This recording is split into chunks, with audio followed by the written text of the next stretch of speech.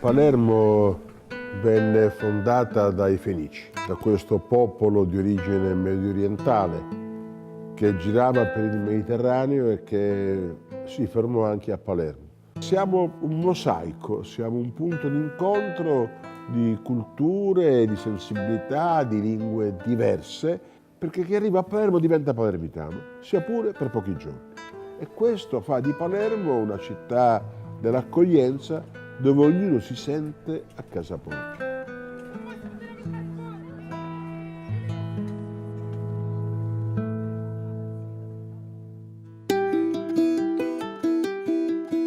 Palermo è una città dal cuore grande, una città fatta di storia, di accoglienza, di tante persone che arrivano da tutto il mondo, che si mischiano e amalgamano perfettamente.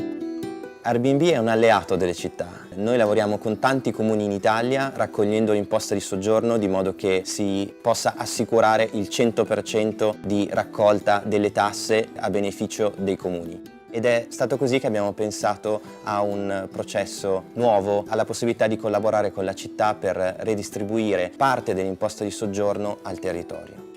Con la città e con la community di Host abbiamo quindi individuato due quartieri, Danisini e Ballarò, dove potevano nascere dei progetti partecipativi. Dove prima a Ballarò c'era quasi una discarica a cielo aperto, oggi nascerà, grazie a questo denaro, un teatro all'aperto. A Danisini invece nascerà una cucina sociale e nasceranno nuove esperienze sul cibo, nuove esperienze che attrarranno turisti ma anche persone del luogo. A Danisini potranno andare cittadini di Palermo come turisti e trovarsi per un pranzo alla cucina di Fra Mauro e vivere un momento di community insieme. Danisini è un rione storico della nostra città di Palermo e attualmente vive un processo di rigenerazione urbana. Airbnb ha contribuito attraverso la cucina che stiamo realizzando nella nostra fattoria comunitaria. Danisini è un'oasi nella città di Palermo che restituisce bellezza ambientale, paesaggistica, un'oasi acustica, ma che dà anche quel tratto, quel sapore tipico della sicilianità. Qui a Danisini accogliamo un turismo che vuole fare esperienza della gente, dell'umano che vive un territorio.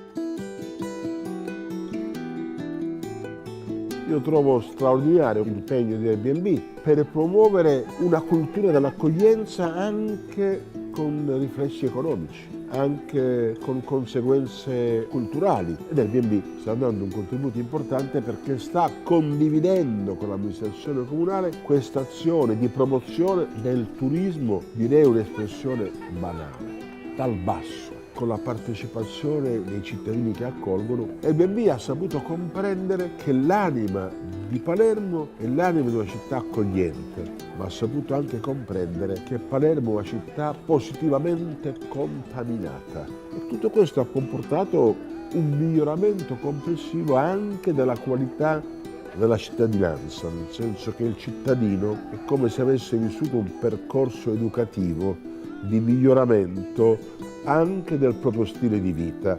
Danisini e Ballarò sono solo due capitoli di una storia molto più ampia, una storia che si sposterà grazie al comune a Brancaccio e alla Zisa, due nuovi quartieri dove ipotizzare nuovi progetti di innovazione per il territorio con gli host di Palermo. Il nostro lavoro prosegue con Palermo e vogliamo che questo sia un esempio da esportare in molte altre città d'Italia.